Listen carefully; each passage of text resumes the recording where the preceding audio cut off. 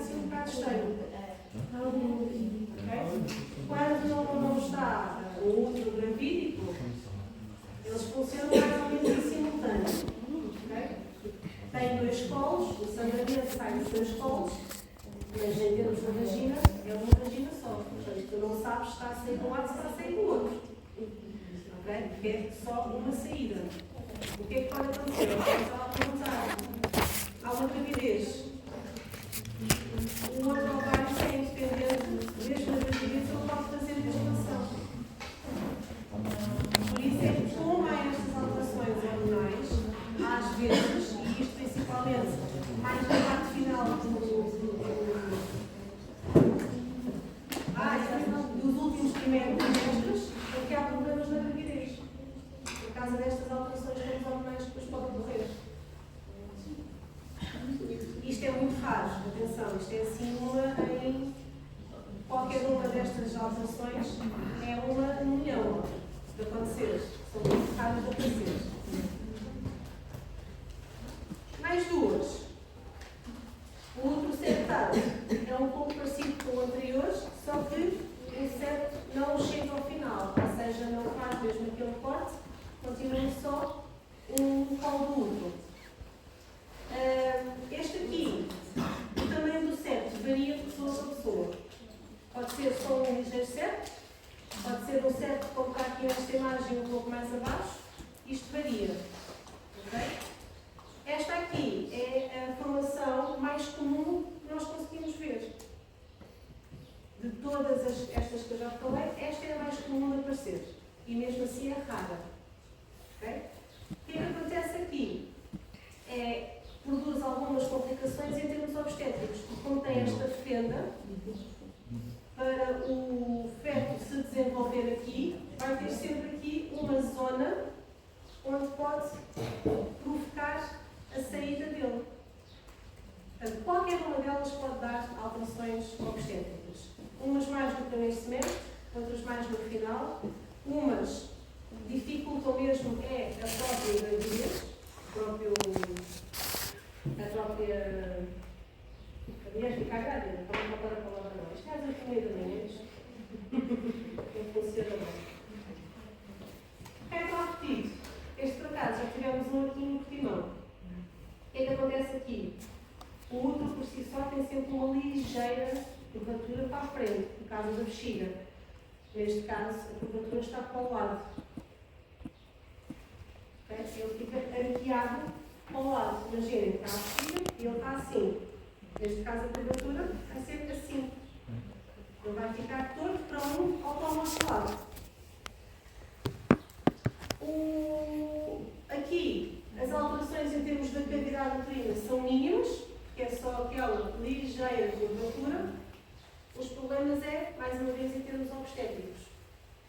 Se bem que, quando ele começa a crescer, a formar o feto, ele endireita ligeiramente. Porque ele está assim, começa a crescer e ele faz espaço. Okay? Mas mesmo assim, dependendo da pessoa, etc., pode haver algumas complicações. Principalmente aqui no terceiro trimestre, está no final, e no trabalho de parto. Porque se ele continuar com muita curvatura, no trabalho de parto não pode ser um trabalho de parto normal. Pode ser mesmo cesariana ou pode ter problemas. Dúvidas? Agora, alterações relacionadas assim com a idade. São alterações normais, fisiológicas, as outras eram alterações congénitas, ou seja, foi na altura de formação do útero e por alguma razão, alguma mutação, etc. O útero ficou com algumas inflamações. Aqui não, tem a ver com as alterações fisiológicas da idade. O útero não tem sempre o mesmo tamanho, o mesmo aspecto, a mesma quantidade de miométrio, colo, etc. Quando são recém-nascidos e crianças, a zona do colo do útero é muito mais comprida e muito mais cheia, digamos assim, tem mais quantidade muscular do que propriamente o corpo e o fundo do útero. Conforme a criança vai crescendo, na altura da puberdade, começa parte do fundo e do corpo a ficar com o seu tamanho mais normal, ou seja, mais densidade em termos musculares. E isto tem a ver com a estimulação hormonal que vai alterando ao longo do crescimento da criança. E esta zona do colo do útero vai ficando com menos camadas relativamente ao corpo e ao fundo. Aqui é o útero de uma mulher adulta normal, na idade fértil, onde o corpo e o fundo é sempre maior do que a parte do colo. Este caso aqui, vocês lembram-se quando eu estava a falar, quando estávamos a falar na outra aula, que há aquela, como é que se chamava? Quando aumenta, aumenta, hipertrofia, exatamente, por exemplo, na altura da gravidez, e depois ao contrário é a atrofia. Mas o útero nunca vai voltar ao tamanho que tinha antes da gravidez. Ele reduz, sim, mas nunca fica com o tamanho que tinha antes. Fica sempre um pouco mais denso. Ok?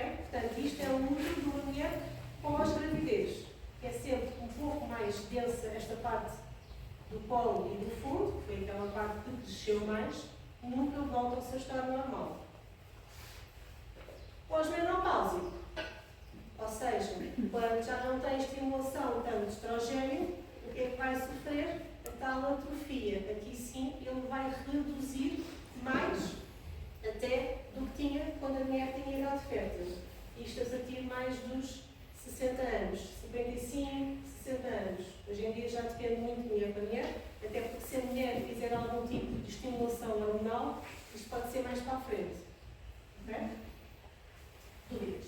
Professora, Sim. O músculo também só tem uma alteração?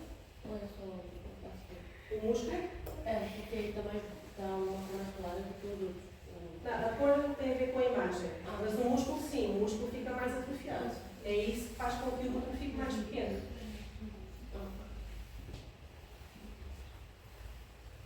Em termos do colo, vocês ao observarem o colo, vocês conseguem perceber se a mulher já teve ou não filhos. Okay? Neste caso, temos a multípara, que é a mulher que já teve filhos, onde o colo fica com esta abertura em fenda. Nulípara, quer dizer que a mulher não teve filhos. Atenção, a mulher não teve filhos por parto normal. Okay? Ela pode ter tido por cesariana. Okay? Estamos a falar de parto normal, porque isso é que vai alterar o útero. Agora imaginem que a mulher teve os 2 filhos, imaginem por cesariana, o colo dela vai ser puntiforme. Ela nunca teve filhos por parto normal. Ok? Portanto, já teve filhos por parto normal. O colo é uma fenda. Quando nunca teve filhos por parto normal, o que vocês veem é um colo puntiforme. Agora aqui, visualmente mesmo, um útero, quando já está fixado, é muito rijo. Ainda mais porque ele é completamente constituído por fibras musculares. Aqui, se vocês, nesta imagem não é das melhores para vocês repararem, esta é a parte posterior, ou seja, é a parte de trás, é a parte que está junto ao reto, ela é mais lisa. A parte anterior tem uma ligeira curvatura assim, aqui, ou seja, ela faz assim, é a tal curvatura onde se vai inserir a bexiga. Portanto, quando vocês estão com o útero na mão, se algum dia seguirem esta área, é desta maneira que vocês conseguem perceber o que é posterior e o que é anterior. Posterior é mais liso, anterior tem aquela ligeira curvatura que é onde está inserida a bexiga. Este exocolo é de uma mulher multípara ou nulípara? Multípara. Tem uma fenda. O útero aberto, vocês conseguem perceber as várias camadas e as várias porções. Colo do útero, esta zona do istmo, que é aquela zona que fecha, corpo, e a zona de cima é o fundo, que é onde estão inseridas as trompas falosas. Mais em pormenores, as várias camadas. Um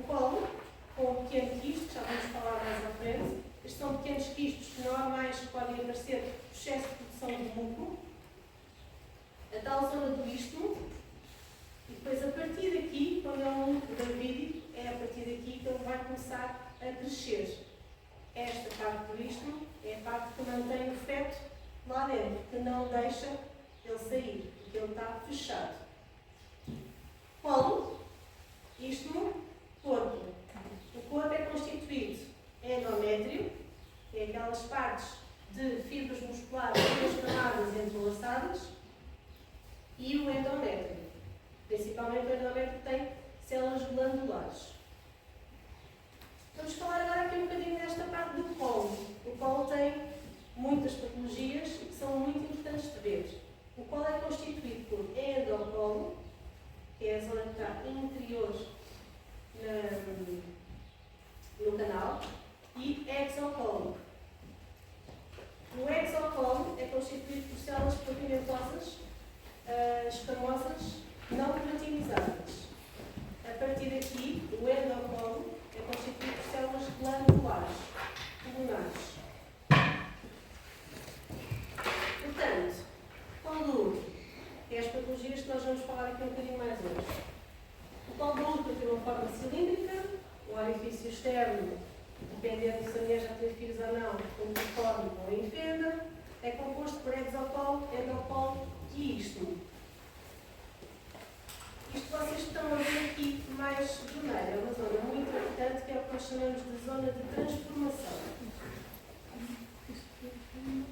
Portanto, patologias aqui e alterações benignas do colo. Em primeiro lugar, toda esta zona do colo pequeno, exocolo, principalmente aqui de fora, é constituída por 4 camadas de células. Células pavimentosas, e há uma zona mais interna ou mais externa, isto depois também depende da idade da pessoa, onde começa a ser formado por células pulmonares. Esta zona de transição entre as células pavimentosas e as células pulmonares é chamada aqui de check, é a junção escolo-pulmonar. Esta junção, esta zona é muito importante, porque é aqui que começa a ocorrer aquele processo que vocês já falaram, nós falámos na aula de metaplasia. Ok? E nós já vamos perceber que aquilo é importante. Histologicamente e citologicamente, como é que nós conseguimos perceber esta zona? E o que é histologicamente e citologicamente? Na histologia, vocês conseguem ver que é retirada uma porção, seja biópsia, seja outro tipo de amostra, do tecido. Ou seja, vocês conseguem ver em simultâneo as várias camadas. A citologia é o estudo da célula. Vocês estão a ver célula a célula. O colo do útero é constituído por 4 camadas principais. A camada basal, a camada parabasal, a camada intermédia e a camada superficial, que é esta camada superficial que vai depois à vagina. Okay? Citologicamente, também temos 4 camadas. No entanto, a camada basal só se consegue ver em citologia em mulheres com uma atrofia, ou seja, já uma menopausa muito avançada, porque senão elas não descamam. Porque a citologia é a descamação das células. Nós não vamos retirar uma porção, elas são descamadas. Portanto, normalmente esta camada mais interna na citologia não se vê. A camada parabasal são células pavimentosas, mas mais pequenas, mais cuboides, com um núcleo grande, o que corresponde a esta zona na histologia. Então elas têm equivalência. A zona intermédia, na citologia vocês veem como estas células mais azuis, são células já com mais citoplasma, um núcleo um pouco mais pequeno e vesicular. A camada superficial são estas células rosa, é os eosinófilos, que vocês veem aqui. São ligeiramente maiores que as células superficiais, mas o núcleo é mais pequeno, nós chamamos que é um núcleo picnótico, ou seja, toda a cromatina está mais condensada. Isto é importante perceber porquê. Uma coisa que eu esqueci de dizer. Aquelas camadas superficiais e intermediárias, elas estão cheias de epitélio glandular é o epitélio que nós temos no endocolo, ou seja, na parte interna do canal cervical, a partir de uma certa parte, tem o epitélio glandular. Este epitélio é mais frágil, por isso é que ele só está na camada mais interna, e é um epitélio produtor de músculo. Isto, logicamente, nós conseguimos perceber onde é que estão as células glandulares e conseguimos perceber a parte interna. São células glandulares, portanto, como o nome indica, em certas zonas elas podem formar glândulas. Na parte da citologia, nós só conseguimos ver as células isoladas ou em pequenos agrupamentos. Esta quantidade de citoplasma pode ser maior ou mais pequena, dependendo da quantidade de músculo que ela está a formar naquela altura. Agora, esta parte do colo do útero, nós temos vários meios de diagnóstico. Um deles começa na parte do ginecologista, que é quando faz a colposcopia. A colposcopia, as mulheres já devem ter ouvido falar, de certeza, para saber para o ginecologista, na altura em que está a ser feita a observação, nem sempre se faz isto, a colposcopia, ok? Quando nós vamos ao ginecologista, o que ele faz é, com o bico de pato, fazer só a observação daquela zona do colo e a parte externa da vagina. Se está tudo bem, se não está, e faz a colheita da amostra, depois vai para o médico. Na colposcopia, nesta altura, ele insere também uma câmara, okay? E essa câmara serve para quê? Essa câmara vai permitir observar aquilo que ele não consegue ver numa consulta normal só de colheita a olho nu. E o que é que ele faz? Faz o teste de Schiller, que é um teste de Lugol também. Como eu tinha dito há bocado, aquelas células superficiais, elas estão cheias de glicogênio. E então o que é que acontece? Este Lugol é à base de iodo. E o iodo vai conseguir impregnar os tecidos que estão cheios de glicogênio. Portanto, tudo o que está cheio de glicogênio vai ficar acastanhado. O que não tem glicogênio vai ficar esbranquiçado. E o que é que não tem glicogênio? As células neoplásicas. Portanto, neste exame, consegue logo perceber se há ali ou não algumas alterações neoplásicas. Mas, por outro lado, se for um colo atrófico, já não dá para fazer este tipo de exame. Porquê? Porque as células mais atróficas e a zona da metaplasia também não têm glicogênio. E é aqui que serve o quê? O resto dos exames. Aqui só para vocês perceberem como é que se vê visualmente um colo do útero, ou seja, não se vê aqui grande diferença. Esta zona mais avermelhada que vocês estão aqui a ver é a zona de transformação, ou seja, é a zona entre o epitélio escamoso e o epitélio glandular. Mas não conseguem perceber se há ali algo mais. Porquê? Para isso precisamos de outros tipos de exames. A citologia, a biópsia e, posteriormente, a conização. A citologia que nós falámos, onde é retirada e feito o tal papa igual, nós conseguimos avaliar as células.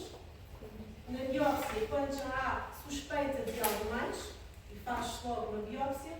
A conização, quando já se tem a certeza, vocês vão falar mais nisto para a semana, quando já se tem a certeza que há uma lesão, chama-se conização porque se faz um cone.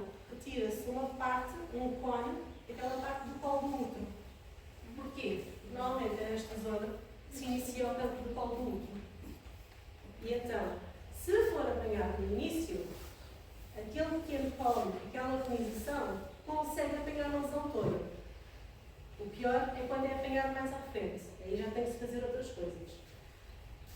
Portanto, por isso é que é importante a mulher ir frequentemente ao ginecologista. Isto porquê? Na citologia, na citologia como na colposcopia, consegue-se apanhar mais precocemente algum tipo de lesão pré-maligna, ok? Que permite com que nós conseguimos estancar ali o crescimento daquela lesão. E aí, se ela crescer até um certo ponto, ainda se consegue fazer uma conização. Se não, já tem que ser a retirada total do útero. Ou, em alguns casos mais extremos, retirar o total do útero, bexiga e, muitas vezes, reto, quando ele já está a invadir. Patologias benignas do colo. Temos as metaplasias. Metaplasia, lembra o que é? Metaplasia? É a substituição do epitélio por outro, normalmente no epitélio o quê? Mais frágil, com o epitélio mais resistente. Depois temos a metaplasia tuboendotelióide, metaplasia das células transicionais. Septicídeos. Dentro dos tumores benignos temos os pólipos endocervicais, as leiomiomas e os quistos Nabel. Os quistos Nabel é como aqueles quistos que vocês viram naquela imagem onde estava o colo com um pequeno quisto, ou seja, é uma população de um. A metaplasia, para vocês perceberem aqui um bocadinho, a metaplasia escamosa, que é aquilo que nós chamamos a metaplasia que ocorre no colo do útero, ela muitas vezes também é chamada de metaplasia indireta. Isto porquê? Porque neste caso uma célula não se está a transformar noutra. Uma célula vai substituindo outra. Ou seja, naquela zona pulmonar das células glandulares, por baixo, entre os troncos e as células, nós temos umas pequenas células que são chamadas células de reserva. Estas células de reserva têm 3 caminhos possíveis de crescer. Transformam-se em mais células endocervicais, para a zona interna do canal endocervical, provocam uma hiperplasia das células de reserva, o que posteriormente vai levar a uma metaplasia, ou essa hiperplasia, com um crescimento anormal, pode levar a um tumor. Ok? Portanto, eles têm estes 3 caminhos. O processo da metaplasia em si, esquecemos agora a parte do tumor. É o que nós temos aqui. Isto é um epitélio normal, pulmonar, que é o que corresponde a esta imagem. Temos aqui as nossas glândulas, as nossas células glandulares. Aqui começa a hiperplasia das células basais, de reserva. São estas aqui que começam a aumentar de número por baixo das células glandulares. Nesta imagem já temos uma metaplasia escamosa imatura, que é esta. Porque é imatura? Quando ela é imatura, as células ficam com um aspecto muito parecido com aquelas células basais e parabasais do colo. Esta aqui já é uma metaplasia escamosa matura, ou seja, o epitélio já fica idêntico ao epitélio escamoso original. Portanto, uma célula não se vai transformar na outra, mas por necessidade, seja por algum tipo de inflamação, por microabrasão, etc., aquele epitélio que é menos resistente glandular, quando as células de reserva se estão a multiplicar, há necessidade de elas provocarem a metaplasia para aquela zona começar a ter o epitélio mais resistente. Estou muito confusa a conseguir perceber. Não perceberam nada?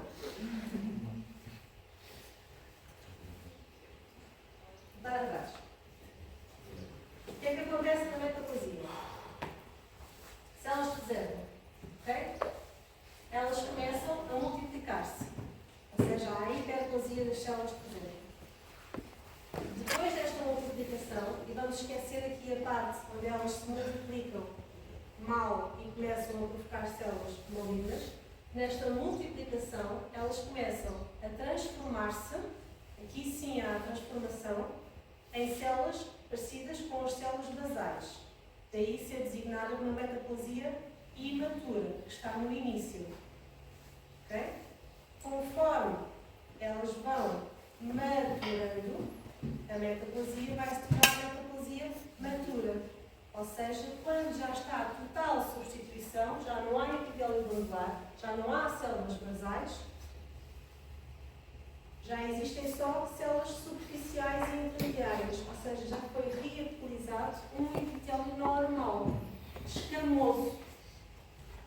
E depois o que nós conseguimos ver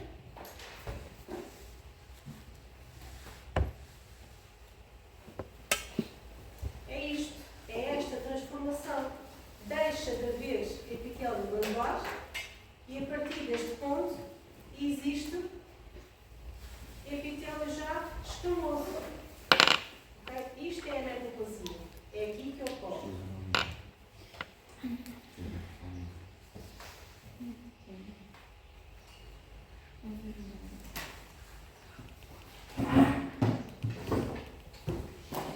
Sim.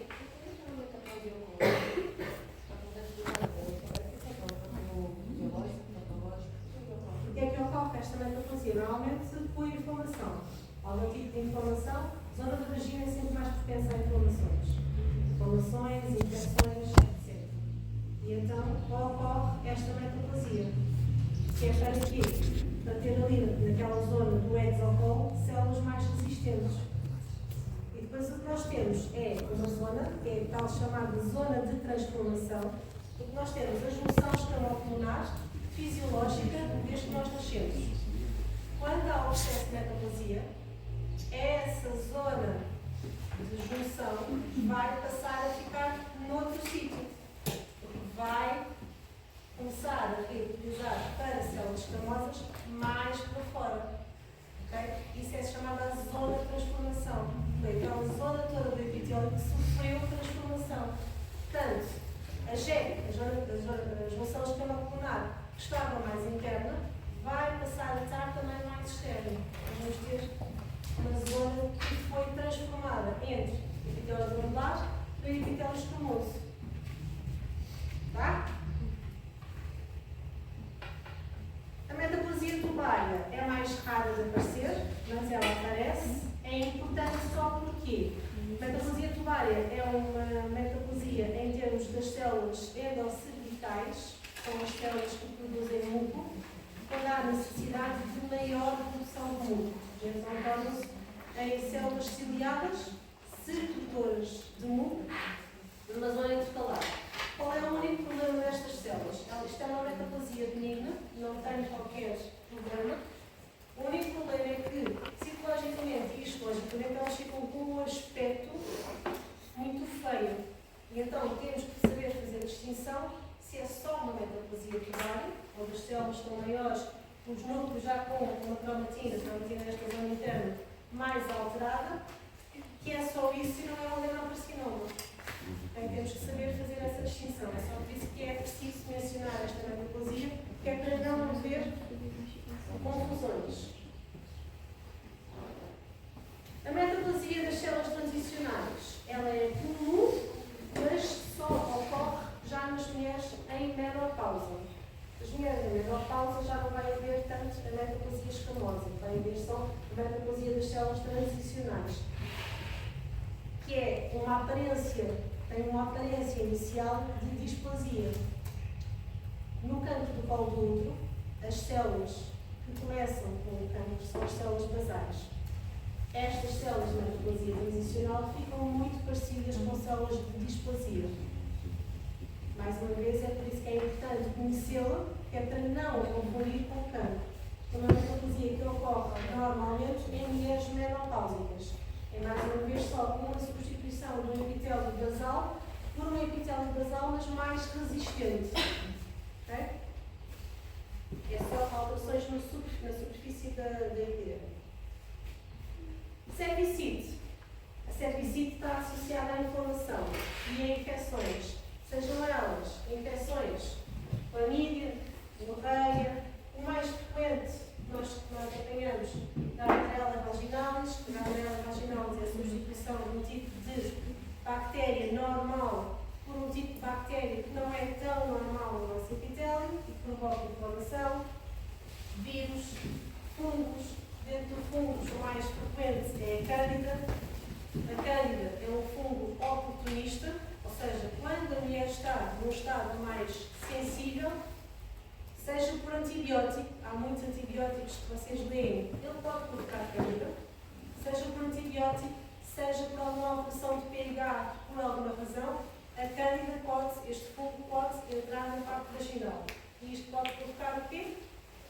inflamações. Como é que nós visualizamos esta inflamação? É este aumento, esta abundância de linfócitos. Eles estão lá basicamente para nos proteger, mas é assim com esta imagem histológica que fica. Na citologia é a mesma coisa, só que com as células isoladas, e depois vemos uma abundância de linfócitos. O que isto pode fazer, em termos de mulheres, é algum tipo de prurido, mais corrimento. Quando a pessoa está com mais corrimento, pode ter a ver com uma cervicite. Okay? Pólipos. Os pólipos são muito frequentes. Não tanto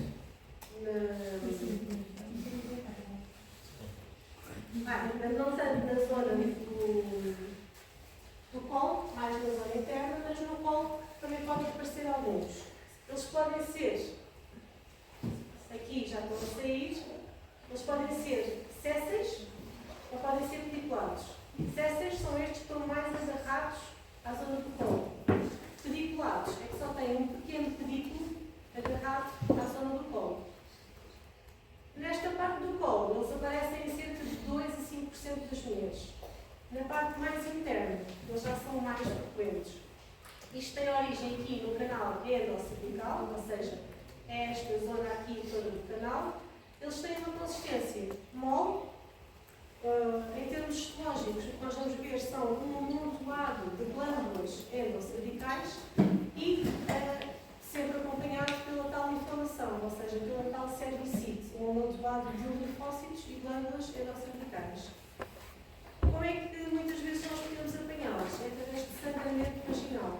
Às vezes podem provocar algum sangramento e é aí que a mulher sabe que pode ter alguma coisa. Porque de resto não dão qualquer tipo de sintomatologia. Okay?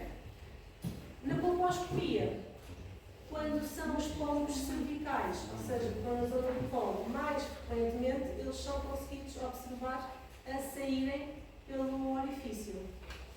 Se for um pólipo que esteja na zona mais interna, já não vamos conseguir ver desta maneira. Já tem que ser feita a ecografia para se conseguir apanhar o pólipo.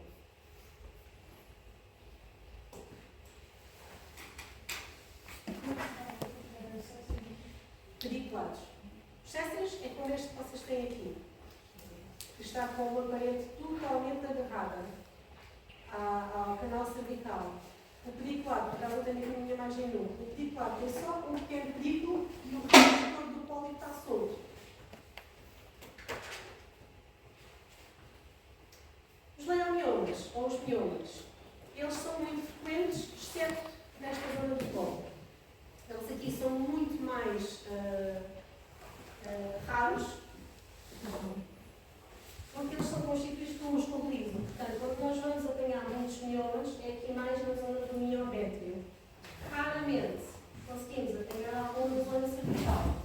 Eles são tumores benignos, não têm qualquer, normalmente não se tornam malignos. A única coisa é que, dependendo do seu tamanho, se forem miomas pequeninos, não têm qualquer interferência. Mas o seu tamanho pode começar a aumentar substancialmente. Okay? A partir de um certo tamanho, tem que ser retirado, porque aí sim pode provocar mais sangramento, pode provocar dores, porque há miomas mesmo muito grandes. Por exemplo, isto aqui já é um mioma que já provoca sangramento e já provoca dor, e mesmo ao sentar, a mulher já pode sentir-se desconfortável. Isto, logicamente, vocês vão ver, é um amontoado de fibras de músculo liso todas entrelaçadas, sem qualquer displasia, sem qualquer sinal de malignidade.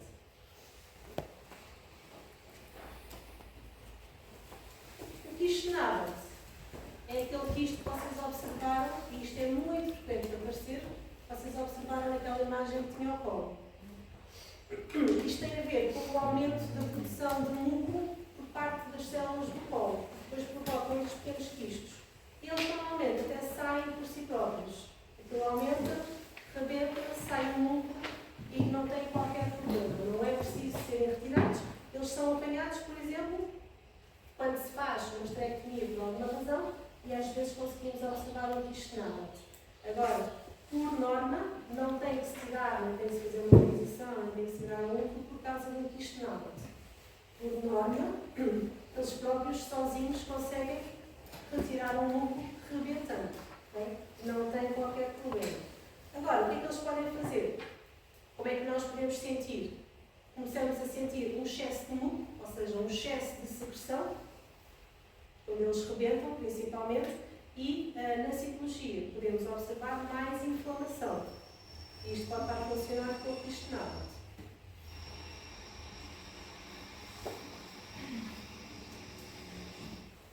Então, sim, patologias do colo uterino. O cancro do colo útero é daqueles que provoca mais mortes a nível mundial e a nível cultural nas mulheres. Qual é a parte boa do cancro de colo uterino? É que ele é sempre precedido por lesões pré-neoplásicas. Okay?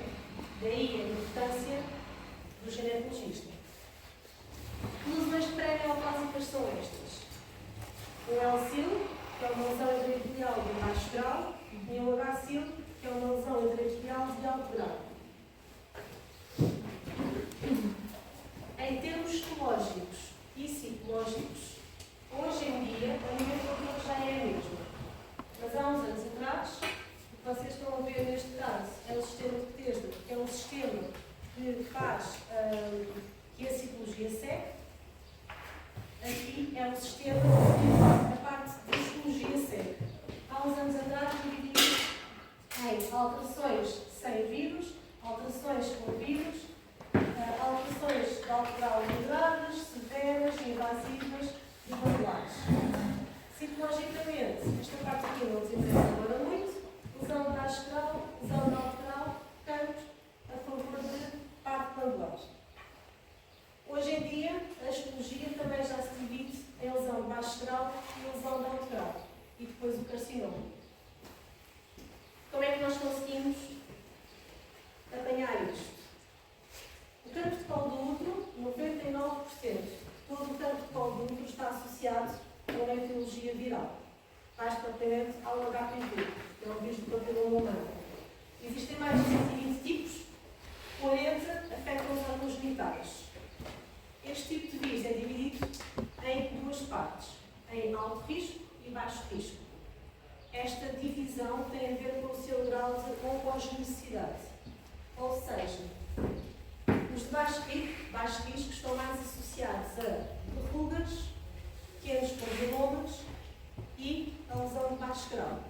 A maior parte destas lesões de baixo grau, quase todas as mulheres já as tiveram e nunca souberam que tiveram. Porquê? Porque elas regridem automaticamente. Quando nós estamos a falar de alto risco, e aqui estão alguns dos subtipos mais conhecidos, 16 e 18 são os dois subtipos mais oncogénicos, ou seja, com mais probabilidade de evoluir para cancro do colo do útero. O que acontece aqui é, muitos deles também podem regredir. Existe uma porcentagem que podem regredir. Mas eles têm muito mais probabilidade, se não forem detectados a tempo, quando não for detectado o quê? A lesão que ele provoca, se essa lesão não for detectada, eles têm muito mais probabilidade de evoluir para o cancro de colo do útero, enquanto que estes não. E como é que isso funciona? O colo do útero, como vocês sabem, ele não está diretamente ligado ao exterior. Ok? Tem a vagina ainda a proteger.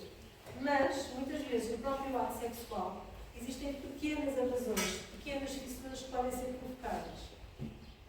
E o vírus entra precisamente nessas pequenas abrasões. Mais propriamente na zona mais sensível. Qual é essa zona mais sensível? É aquela zona de transformação. É a zona da metaplasia. Está em transformação. Okay? O estar em transformação e em multiplicação é daquelas zonas onde mais probabilidade o vírus tem de entrar e de se começar a multiplicar. Agora, aqui há dois tipos. Imaginem aqui, é como eles dizem, um núcleo sem DNA viral, as partículas virais entram e começam a afetar as células da camada mais interna, as células basais. Aqui há duas hipóteses. Se for um HPV de baixo risco, normalmente o que ele provoca, tirando as verrugas, é uma lesão de baixo grau. E aqui o que é que acontece? O vírus entra, mas está no citoplasma. Ou seja, está no estado epissomal, não está ativo. A célula, conforme se vai multiplicando, conforme se vai maturando, e esta maturação tem a ver com estrogênio e progesterona, ela vai sofrendo ligeiras alterações. Na citologia e na histologia, nós chamamos como alterações citopláticas virais, ou seja, são as alterações que o vírus provoca. Se for um de baixo grau, muitas vezes, como eu estava a dizer, estas alterações depois regridem e o epitélio volta ao normal. O problema é a capacidade que os de alto grau têm. Nós temos uma proteína que é o P53. Esta proteína é que faz, lembram-se que temos falado na apoptose? O que era a apoptose? A morte celular programada. O DNA viral de alto risco, ao entrar ao genoma, o que ele faz é bloquear a P53. A P53 é o que diz à célula que está na altura de apoptose. Não havendo essa apoptose, ele começa-se a replicar, mas já com DNA viral. E é isto que vai fazer lesão de alto grau e, se não for tratada, carcinoma. Se não for tratada, carcinoma invasivo. Entenderam? Ou querem que eu repita alguma parte? Esta última parte, a partir de quando ele começa a entrar. Pronto. A parte epissomal, só para rever, a parte epissomal é quando ele está no citoplasma, mas está em estado inativo. Ou seja, ele provoca algumas alterações na célula, mas não está ainda no genoma, não está integrado no genoma. Quando ele é de alto risco, ele integra no genoma.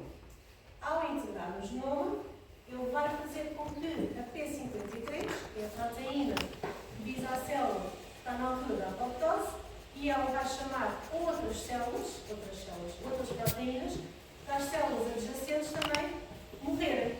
Okay? Mas o DNA viral da HPV, da alto risco, ao entrar no genoma da célula, ela vai bloquear essa ativação do P53. Ou seja, a célula não vai entrar em apoptose. E o DNA viral, ao entrar no genoma, vai provocar uma multiplicação exagerada e descontrolada dessas células, já com alterações malignas. Alterações malignas que podem ficar pelo alto grau, podem passar para cancro e, quando não é controlado, não é apanhado, e acreditem que ainda há muita gente, quando nós apanhamos isto em estadios já muito avançados, começa a invadir, já passa a camada basal e começa a invadir toda a parte glandular. Se não for controlado, o que é que acontece a este cancro? Ele pode mesmo sair das paredes do colo do útero. E é aqui que invade vagina, bexiga, etc. Okay? Isto é mais frequente no HPV de alto risco. O de baixo risco, normalmente, há um ciclo ou mesmo referido.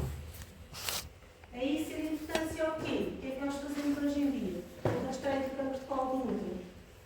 Em que é que isso consiste? Até 2019, o rastreio do cancro de colo do útero era feita nos centros de saúde, fazia-se a cirurgia e, se fosse preciso, em determinados casos, fazia-se a tipificação do HPV. Hoje em dia já não se faz isso. Hoje em dia se faz diretamente a tipificação do HPV. Se for o 16 ou o 18, que era aqueles com maior grau de apogenicidade, a mulher já nem faz citologia, vai diretamente para a patologia do colo e faz logo colposcopia e biópsia se for preciso.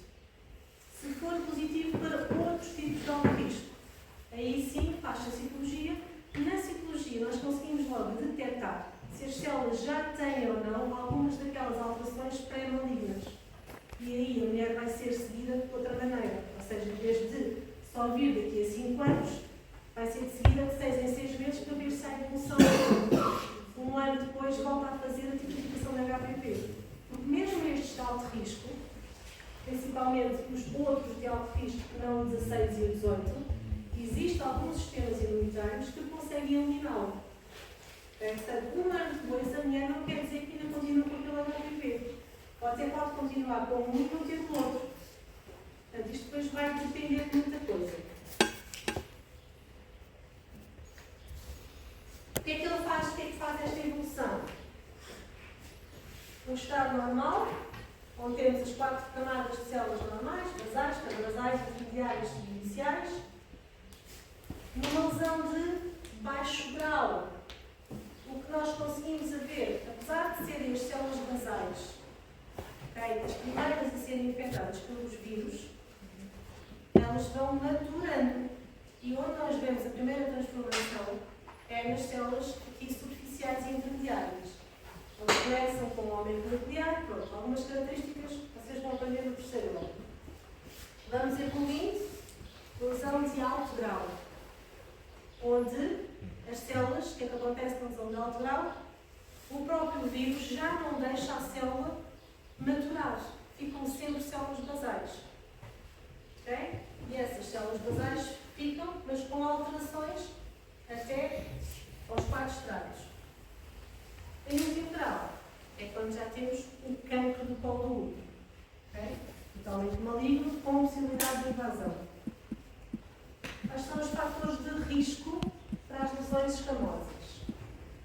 O HPV é um agente etiológico em 99% dos casos. Mas depois há outros fatores que podem aumentar ou não esse risco da pessoa tem de o vírus passar realmente para dentro do colo do útero ou de regredir. Como, por exemplo, história familiar de cancro. A parte genética da pessoa tem muita influência.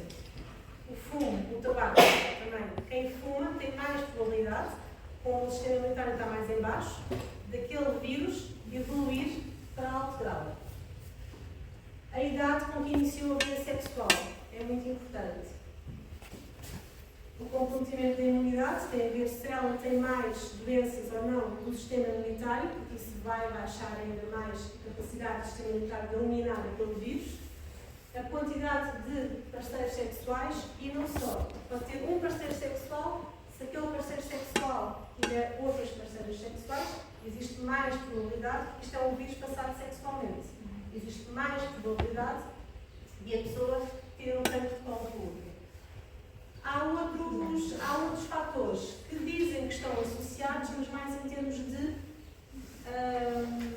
problemas adjacentes que podem trazer, como por exemplo a obesidade. Dizem que pessoas mais obesas, como o sistema imunitário também está mais decadente, podem ter mais probabilidade daquele vírus passar para cancro de colo do útero e não ser eliminado. Ok? Colposcopicamente, tem aqui algumas imagens. Aqui uma pequena inflamação só ainda, portanto não conseguimos ver praticamente nada no colo. Uma lesão de baixo grau, se for associada mesmo ao vírus e a um vírus de alto grau, o vírus de baixo grau normalmente não faz isto, um vírus de alto grau que esteja a provocar uma lesão de baixo grau, já se pode começar a ver alguma alteração colposcópica. Lesão de alto grau, já se começa a ver aqui estas zonas esbranquiçadas e mais hemáticas. Cancro do colo do útero, toda aquela parte do colo já está completamente alterada.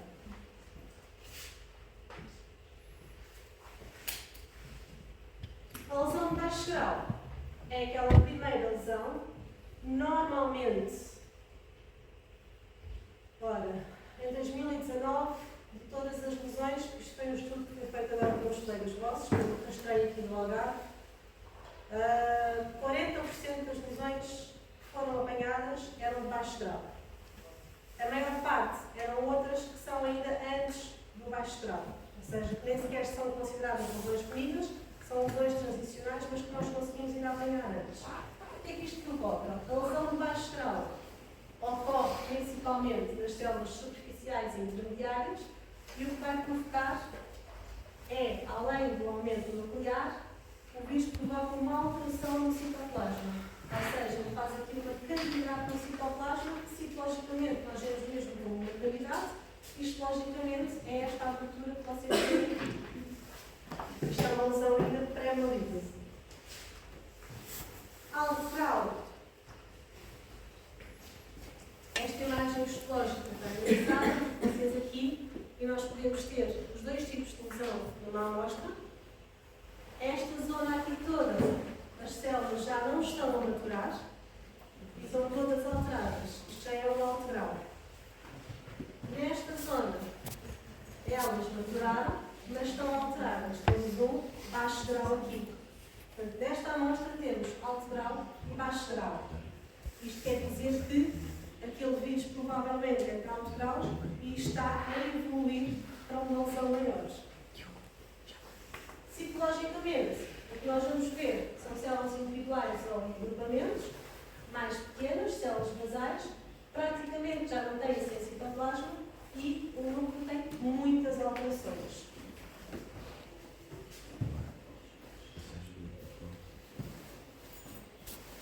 Ele continua a evoluir, não é apanhado.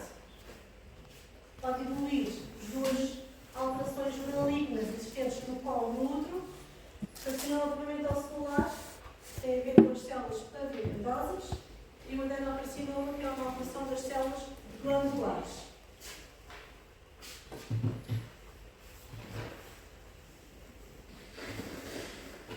Carcinoma pimentocelular, ou seja, quando nós já não conseguimos apanhar aquelas lesões pré-malignas, o que ele provoca é o crescimento depois anormal aqui desta zona que pode estender para a vagina. Mais invasivo ainda é quando ele estende para a bexiga e para o reto. Okay? Que existem casos, infelizmente, de mulheres, principalmente aqui no Algarve, que moram mais na zona da serra, que têm muita vergonha de ir ao ginecologista e que vão ao ginecologista quando têm muitas dores, têm muito sangramento e não sei o que é que se passa, já naquela zona final. Quando se vai ver, já tem um cancro a invadir a vagina, reto, etc. Okay? Infelizmente, ainda acontece. Carcinoma pimentocelular. Ele pode ser depois keratinizante ou não keratinizante. Histologicamente, o que nós vemos são as células já completamente alteradas, com queratina, estas células mais alongadas, núcleos de vários tamanhos diferentes, com cromatina, com densidades diferentes, que nós chamamos a isto de hipercromasia. Histologicamente, vemos estas que nós chamamos de pérolas de escamas, com queratina, com inflamação associada e depois, histologicamente, avalia se há ou não invasão. Adenocarcinoma já ocorre mais na zona interna. Existem dois tipos principais de adenocarcinoma, mas aqui no colo do útero existe um adenocarcinoma das células endocervicais, que são estas células que estão nesta zona. Existe depois também o adenocarcinoma endometrial, que nós conseguimos apanhar na citologia quando ele já está invadido aqui na parte mais inferior. Citologicamente, o que nós vemos são aquelas tais células colunares, em vez de estarem todas organizadas, núcleo numa extremidade, citoplasma noutra extremidade, tamanho nuclear mais ou menos normal, o que elas formam são glândulas maiores, onde os núcleos ficam com um tamanho muito mais aumentado, cromatina alterada e a sua disposição, a sua arquitetura tem alterações. Histologicamente, a mesma coisa, crescimento anormal de glândulas com alterações nucleares que vão desde alterações do tamanho nuclear a alterações da própria cromatina.